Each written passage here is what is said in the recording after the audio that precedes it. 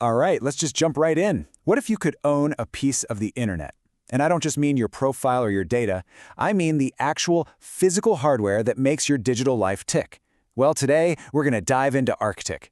It's a project with a goal that's, frankly, pretty huge, to build the physical backbone for a totally new user-owned web.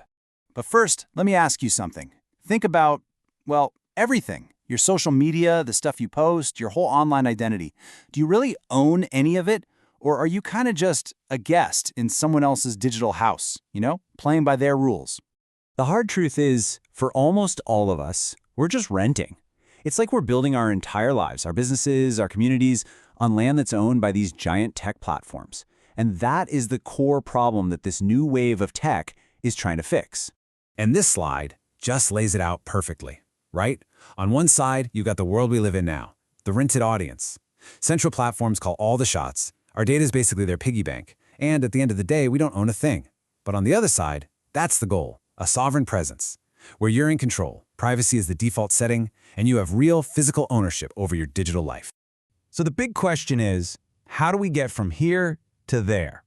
How do you go from being a digital tenant to a digital owner? Well, according to the folks behind ARCT, the answer isn't just some clever piece of software or another app. No, it's something you can actually hold in your hand. It all comes down to the hardware. And this quote from Linkspreed, the group behind this whole initiative, just nails it. They're not talking about Arctic like it's just another gadget. It's the foundation, the literal backbone for what they're calling Web 4, this next big step for the internet. Okay, to really get what they're after, we've got to talk about this term data sovereignty. It sounds complicated, but the idea is actually super simple and really powerful. It just means that you, the individual, have the final say over your own digital identity and your data. It's not sitting on some server farm who knows where. It's yours. You control it, right from where you are. All right, so how does this work in the real world? I mean, how do you physically control your identity online? Well, the first part of this puzzle is something you can literally carry around in your pocket. Check this out. This is the UISC, or the Universal Identity Smart Card, and honestly, the best way to think about it is as your digital passport. It's a real, physical, tamper-proof card that holds your unique identity, and the key thing is, it's 100% under your control. Now, the way you log into things is what makes this a total game changer. You know how you see those login with Google or login with Facebook buttons everywhere? Forget that. This uses something called on-device authentication. So you pop the card into your device, you prove it's you right there on the chip itself, and boom, you're verified. The most important part, your private keys, the guts of your digital identity, they never leave the card. They never even touch the open internet. They stay with you, period. Okay, so your identity is locked down, and it's physically yours. That's a huge step. But a whole new internet needs horsepower, right? It needs processing power. And if we're not using those massive cloud data centers, where does it come from? Well, that leads us right to the second big piece of the Arctic hardware family.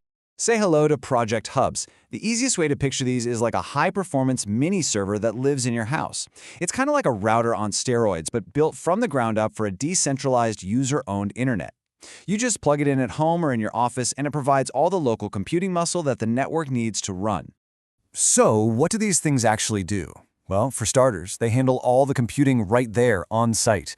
That means your personal data isn't getting beamed across the world to some random cloud server. And get this, they're beefy enough to run local AI models, host decentralized apps and services, and they're designed to natively handle all the traffic for this new Web 4. These things are basically the workhorses of this whole new ecosystem. And here's where it gets really cool and practical. With a piece of software called Web 4 Lite, you can take one of these hubs and spin up your own private social network in just a few minutes. Seriously, imagine having a totally secure, self-hosted space for your family or your team at work or your community group where you know for a fact nobody is snooping on you. So, okay, we've got the identity cards for people, and we've got these powerful hubs for our homes. But how do all these pieces actually link up to create a network? One that isn't just decentralized, but is genuinely owned and run by the people using it. Well, this is where the vision really starts to click, because depending on how you set up your hardware, it can act as different nodes in the network. For example, think about having a node that's just for your secure gaming profile, or a local setup for a developer to code their next project without relying on the cloud. You could have a secure vault node for your most sensitive files. Or how about this, a private AI assistant that runs a language model locally so your conversations with it stay completely private.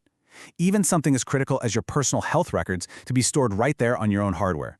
Totally secure, totally private, only accessible by you.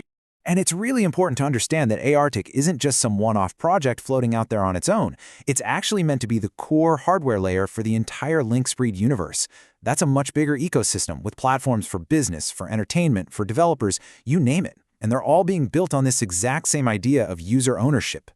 When you boil it all down, it comes back to this one single powerful mission: to end the era of rented audiences. The whole point of putting all this physical hardware together, the cards, the hubs, the whole shebang, is to create a world where we are no longer the product.